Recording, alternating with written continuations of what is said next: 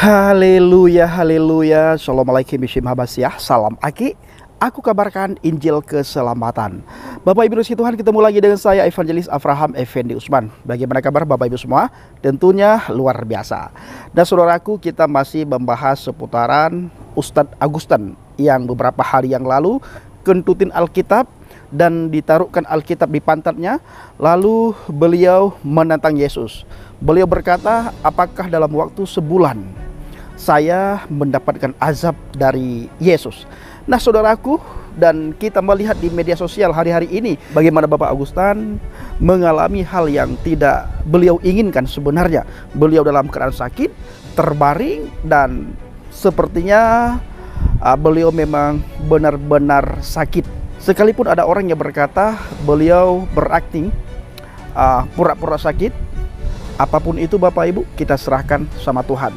Cuma harapan kita beliau bertobat, kembali ke jalan yang benar, dan jangan lagi mengulangi apa yang tidak perlu beliau lakukan, apa yang tidak perlu beliau kerjakan. Jaga tutur kata, jaga lisan, jaga perilaku, jaga tingkah laku, jaga adab budi pekerti, akhlak, sopan santun, dan yang paling penting adalah jaga hati. Hati yang gembira bagaikan obat yang mujarab. Nah, Bapak Agustan, saya harap Bapak rendah hati, berdoa sungguh-sungguh, minta ampun sama Tuhan, dan minta maaf terhadap orang yang merasa Bapak rugikan.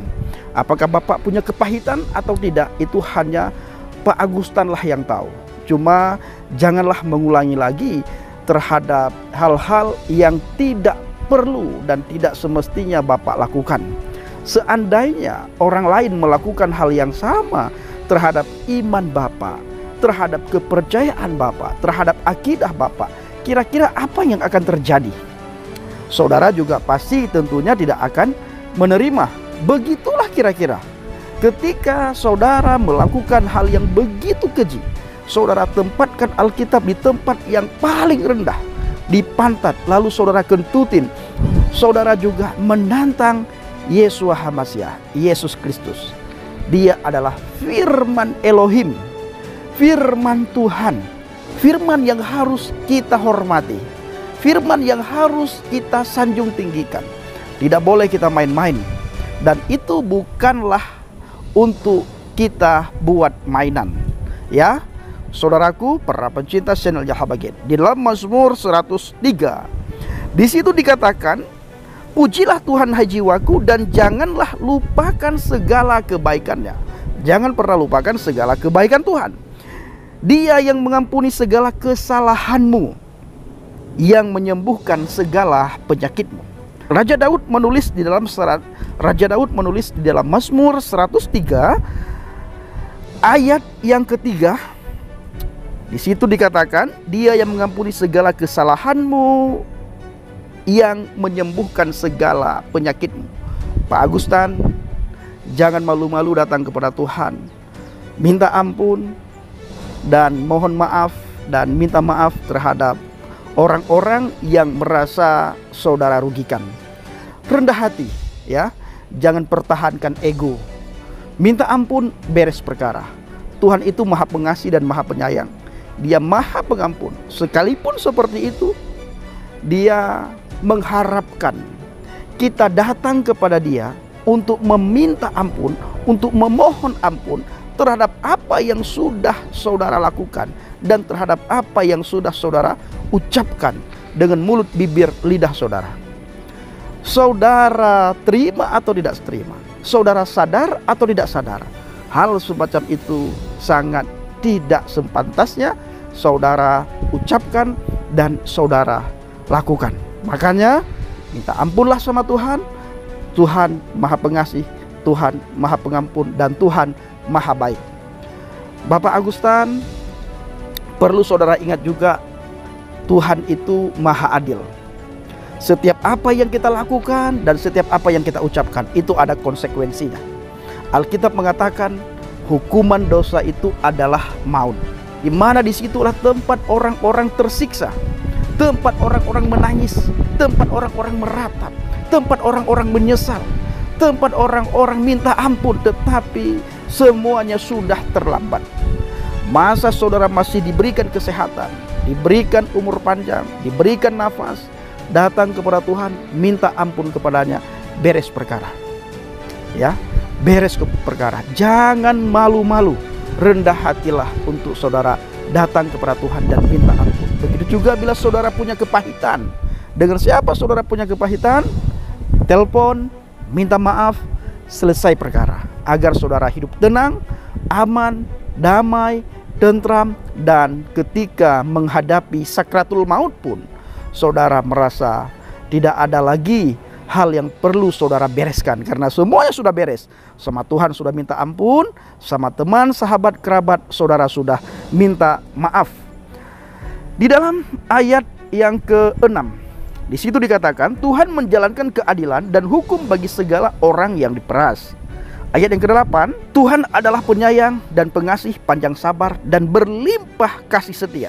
Tidak selalu ia menuntut dan tidak untuk selama-lamanya ia mendendam.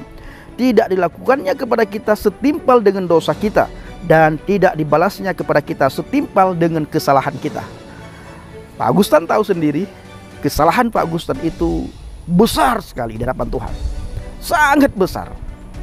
Merendahkan firman-Nya, menantang Dia, Tuhan yang hidup, yang tidak perlu saudara ucapkan dan tidak perlu saudara merendahkan sedemikian rupa, dan saudara kentutin itu firman. Itu adalah pekerjaan, perbuatan yang sangat keji. Iblis saja tidak berani kentutin firman Tuhan. Kuasa kegelapan setan tidak berani kentutin itu firman Tuhan. Tetapi saudara berani melakukan hal yang tidak berani dilakukan oleh iblis. Saudara lebih sombong daripada Ustadz Agustan. Bertobatlah, ya, bertobatlah. Tidak ada kata terlambat ketika kita ingin bertobat. Terima Dia, akui kesalahan, akui dosa, minta ampun. Bila perlu, kalau saudara menyadari Dia adalah Tuhan dan Juru Selamat, terima Dia kembali. Jangan pernah malu. Ingat, nantinya masuk surga itu nafsi-nafsi. Saudara tidak akan bisa masuk surga karena nebeng, karena ada orang yang lebih hebat di sekitar saudara, atau teman, sahabat, kerabat saudara. Tetapi saudara ingat, tidak akan saudara bisa masuk surga dengan cara nebeng. Nah, masuk surga itu nafsi binafsi, ya, nafsi binafsi. Sekali lagi saya ingatkan, Ustadz Agustan datang kepada Tuhan, minta ampun, dan telepon teman saudara, sahabat, kerabat Anda, minta maaf sama dia. Rendah hatilah, maka urusan saudara beres. Jangan sampai ada kepahitan. Bila kepahitan itu saudara pertahankan, saudara pelihara, hal yang sangat kita tidak inginkan nantinya terjadi pada Bapak Agustan.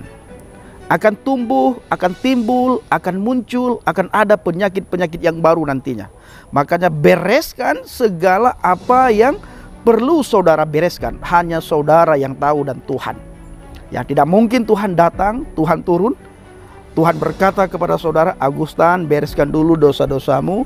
Agustan, bereskan dulu segala kepahitan yang ada di dalam hati dan pikiranmu. Agustan datang kepada si A, atau Agustan minta ampunlah sama aku, dan Agustan minta maaflah sama orang Kristen. Tidak perlu Tuhan berbicara seperti itu. Ya, tidak perlu. Atau saudara mengharapkan Tuhan datang supaya Tuhan berbicara kepada saudara seperti itu. Nanti saudara akan lari terbirit-birit, ya, takut.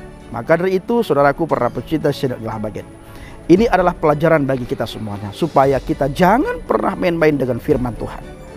Benar, Tuhan itu Maha Pengasih, Tuhan itu Maha Penyayang, Dia panjang sabar, Dia setia. Tetapi juga perlu kita ketahui bahwa Tuhan itu adil terhadap kesalahan, pelanggaran yang kita lakukan, terhadap dosa yang kita lakukan. Itu Tuhan minta pertanggungjawaban. Apalagi ada orang yang merendahkan firman-Nya, ada orang yang kentutin firman-Nya, dan ada orang yang meletakkan firman di pantatnya, dan ada orang yang menentang Dia. Segala sesuatu nantinya diminta pertanggungjawaban. Dan perlu Agustan ketahui, Dia adalah satu-satunya hakim yang adil. Tidak ada satu manusia pun, tidak ada satu pribadi pun hakim yang adil selain Dia. Siapa dia? Kenapa hanya dia satu-satunya hakim yang adil? Apakah dia Tuhan? Bukankah kita ketahui selama ini yang adil itu tidak lain hanya Tuhan, tetapi Yeshua HaMashiach, Yesus Kristus. Dia adalah hakim yang adil. Siapa dia? Dia juga terkemuka bukan saja di dunia ini, tetapi di akhirat. Perlu kita ketahui, kita renungkan. Bukankah yang terkemuka itu hanya satu pribadi, yaitu Tuhan? Lalu pertanyaannya, siapa Yeshua HaMashiach? Kenapa dia juga dijuluki yang terkemuka di dunia dan terkemuka di akhirat? Siapa dia? Dia adalah firman Tuhan. Ya, firman Tuhan. Maka dia berani berkata, Ana wal abi wahid. Aku dan Bapa adalah satu. Siapa yang melihat aku, orang itu melihat dia yang mengutus aku. Ya, siapa yang melihat dia, maka sama halnya melihat Bapa. Karena Yeshua dan Bapa itu adalah wahid, satu. Satu pribadi. Maka ketika dia mati di atas kayu salib, yang mati itu adalah kemanusiaannya, dagingnya, sedangkan pribadinya tidak mati. 3 hari kemudian dia bangkit, saudaraku. Adakah orang mati bangkit? Tokoh-tokoh agama yang lain, adakah setelah mengalami kematian dia bangkit? Tidak pernah kita lihat dan tidak pernah tercatat dalam sejarah. Ada tokoh agama A, agama B, agama C, agama D, agama E mengalami bangkit setelah mengalami kematian. Hanya dia satu-satunya pribadi yang bangkit setelah mengalami kematian. Dialah Yeshua HaMashiach. Terimalah dia sebagai Tuhan dan Juru Selamat. Jangan malu, jangan sungkan untuk datang kepada dia. Merendahlah. Dan bagi saudara yang sampai hari ini belum terima dia, coba renungkan baik-baik. Buka sedikit ruang hati saudara, pikiran, pendengaran saudara. Maka firman itu akan masuk dalam hati dan pikiran saudara. Dan firman itu yang akan menerangi hati dan pikiran saudara, sehingga saudara bisa melek dan bisa tahu siapa dia itu. Baik saudaraku, para pecinta channel Injil Habaget, kiranya video singkat ini menjadi berkat bagi kita semuanya. Assalamualaikum bishim HaMashiach, salam aki. Aku kabarkan Injil keselamatan Bapa Yahweh bishim Adonai Yeshua HaMashiach, Waruah HaKodes memberkati kita semua. Haleluya, amin, salam murtadin. Saya mengucapkan terima kasih kepada Bapak Ibu yang selalu mendukung penginjilan Habaget, baik melalui doa, dana, motivasi maupun support saudara. Terus dukung doa dan bawa Habaget dalam doa syafaat saudara, agar banyak orang dalam kegelapan bisa datang kepada terang. Melalui pelayanan kita, orang-orang bisa mengenal kebenaran firman Tuhan. Terima kasih.